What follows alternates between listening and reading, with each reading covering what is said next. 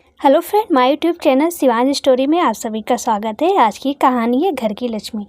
मुझसे नहीं होगा ये सब। मैं रोज के इन झंझटों से तंग आ गया हूँ। तुम अपनी माँ से कह दो कि मैं रोज ऑफिस से छुट्टी लेकर अस्पताल के चक्कर नहीं लगा सकता और ना ही उनकी महंगी दवाइयों का खर्च उठा सकता हूँ। राजेश ने निधि पर चिल्लाते हुए कहा और तेजी से ऑफिस के लिए निकल गया। निधि की आंखों में आंसू आ गए। वह सोचने लगी, क्या मेरी माँ राजेश की कुछ नहीं लगती? क्या राजेश की अपनी माँ बीमार होती तो क्या वह उनका इलाज नहीं कराता? क्या तब भी वो डॉक्टरों की फीस और दवाओं पर होने वाले खर्चों को ऐसे ही जोड़ता? जब मैं अपनी सास को अपनी माँ जैसा आदर दे सकती हूँ, उन्हें अपनी माँ जैसा समझ सकती हूँ, तो राजेश क्यों नहीं ऐसा कर पाता? मेरी माँ का मेरे सिवा है ही कौन? क्या शादी के 10 सालों बाद भी ये घर मेरा नहीं है जिसमें मैं अपनी मर्जी से अपनी माँ को रख सकूँ? निधि अपने माता पिता की इकलौती संतान थी। उसके माता पिता ने बड़े अरमानों से और धूमधाम से राजेश के साथ उसका ब्याह किया था। निधि के पिता की छोटी सी मिठाइयों की दुकान थी। शादी के बाद निधि अपनी दुनिया में बहुत खुश थी। उसे भरा पूरा ससुराल मिला था। देवर और ननंद ने उसके भाई और बहन की कमी को पूरा कर दिया था। पलाश के जन्म के बाद तो उसकी खुशियाँ दुगनी हो गई थी, पर सदा समय एक सा कहाँ रहता है। लगभग 6 महीने पहले अचानक ही निधि के पिता की मृत्यु दिल का दौरा पड़ने से हो गई। पिता की मृत्यु के पश्चात निधि की माँ बिल्कुल अकेली पड़ गई थी। उसके पिता की दुकान भी निधि के चचेरे भाइयों ने मिलकर हड़प ली थी। पूरी तरह बेसहारा हो चुकी माँ को निधि अपने साथ ले आई थी।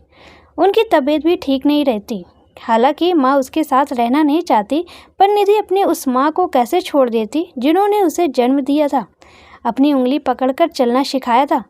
शुरू में तो सब ठीक चल रहा था, परंतु कुछ समय बाद ही निधि की सास को छोटी छोटी बातें बुरी लगने लगी थी। तुमने अपनी माँ को चाय पहले क्यों दे दी? अपनी माँ को दूध क्यों दिया? मेरे पोते को अपनी माँ से दूर रखा करो। पता नहीं उन्हें क्या बीमारी है। कब तक तुम्हारी माँ यहाँ रहेगी? उन्हें किसी वृद्धाश्रम में क्यों नहीं डाल देती? कब तक वो मेरे बेटे के पैसों पर ऐश करेगी? इत्यादि इत्यादि। निधि खून का कड़वा घूंट पीकर रह जाती, पर उसे कोई उपाय न सूझता। राजेश भी उसकी कोई बात न सुनता और अपनी माँ की ही हाँ में हाँ मिलाता। अब राजेश भी उससे खींचा खींचा ही रहता। आज भी राजेश ने कितनी बड़ी बात कह दी थी। निधि को कोई रास्ता नहीं सूझ रहा था। क्या करे वो? क्या सच में अपनी माँ को किसी वृद्धाश्रम में डाल दे? पर वो जब अपनी माँ के बारे में सोचती तो उसका मन स्वयं को धिक्कारने लगता।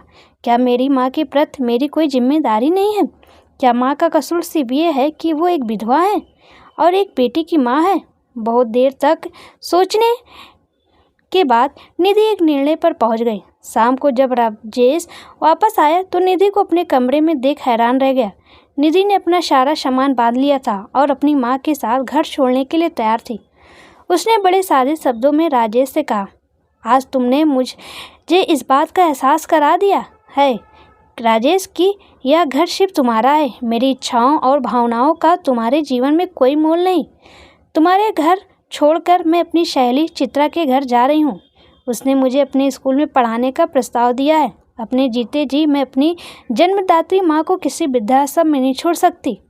राजेश ने तो इस स्थिति की कल्पना भी नहीं की थी। वह निधि को कमज़ोर समझता था। उसे लगता था कि उसके ऊपर पूरी तरह से आश्रित निधि उसे छोड़कर जाने का सपने में भी नहीं सोचेगी। पर यह क्या कह रही हो निधि? घर छोड़कर कहाँ जाओगी? तुम्हारे बिना पलाश का कौन संभालेगा? घर की देखभाल कौन करेगा? राजेश ने सकपकाते हुए कहा। सोच लो राजेश, यदि तुम्हें पलाश की माँ चाहिए तो उसकी माँ की माँ को भी पूरा सम्मान देना होगा। जहाँ मेरा और मेरी माँ का सम्मान है, वहाँ मैं एक पल भी नहीं रहूँगी।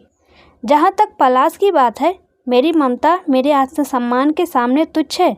तुम सब मिलकर उसका अच्छा ध्यान रखोगे, ऐसा मेरा विश्वास है। निधि ने 1.5 शब्दों में राजेश को जवाब दिया और अपनी माँ का हाथ थामे दरवाजे की ओर बढ़ी चली। मुझे माफ़ कर दो बेटी, मैं अपने पुराने विचारों के आवरण को हटा नहीं पा रही थी। आज मैंने तुम्हारी जगह अपने आप को रखकर सोचा तो मुझे एहसास हुआ कि मैं कितना गलत सोचती थी। आगे से मैं और तुम्हारी माँ अच्छी सहेलियों की तरह एक साथ एक घर में रहेंगे। तुम कहीं मत जाओ बेटी, क्योंकि बिना गृह लक्ष्मी के कोई भी घर सदा बिखर जाता है। निधि की सास ने बड़े प्यार से निधि को समझाते हुए कहा। अब राजेश को भी अपनी गलती का एहसास हो गया था। उसने निधि से माफ़ी मांगा और बोला, निधि मुझे माफ़ कर दो। मैं बहुत बड़ी गलती कर रहा था।